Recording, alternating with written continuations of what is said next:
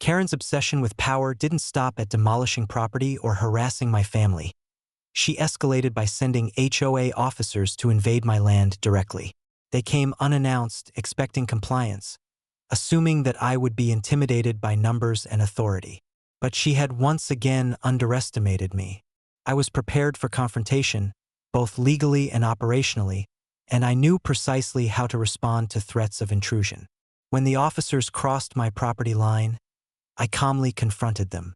My presence, credentials, and authority were undeniable, leaving them momentarily frozen. Karen had assumed that brute force and intimidation could compel me to submit, but I turned their aggression against them with controlled, measured action. I used my legal rights to assert property boundaries, physically blocking further intrusion while maintaining a calm demeanor. Each step I took was deliberate, ensuring that any escalation would be her responsibility, not mine. Every movement, every attempt to cross into my space was documented. I recorded video evidence, noting timestamps, officers' identities, and the nature of their actions.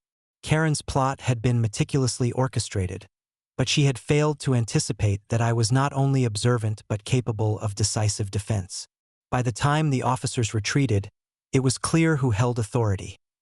Not the HOA president and her pawns, but the property owner who had anticipated every scenario. The fallout was swift. Karen, expecting compliance or fear, instead faced documentation that exposed her tactics as illegal, reckless, and entirely her own doing. The HOA board began receiving complaints, not from me but from her own officers who realized they had been used as instruments of harassment.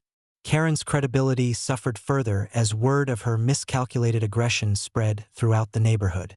She had thought she could exert control through intimidation, but every step she took only highlighted her incompetence.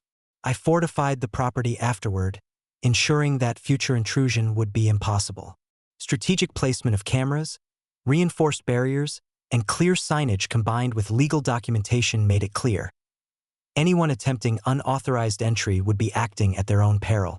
Karen had assumed she could force her will physically, but I had ensured that her actions would never succeed again. By the end of the week, Karen was visibly frustrated.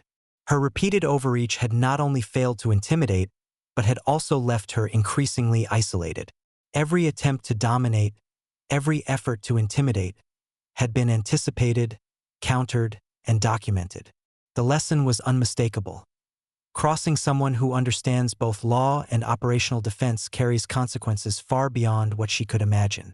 Karen's invasion of my property was meant to assert dominance, but it ended in humiliation, exposure, and undeniable evidence of her reckless entitlement.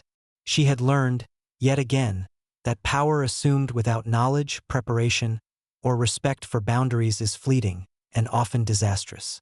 Each misstep she made strengthened my position and further diminished hers, cementing the ongoing reality.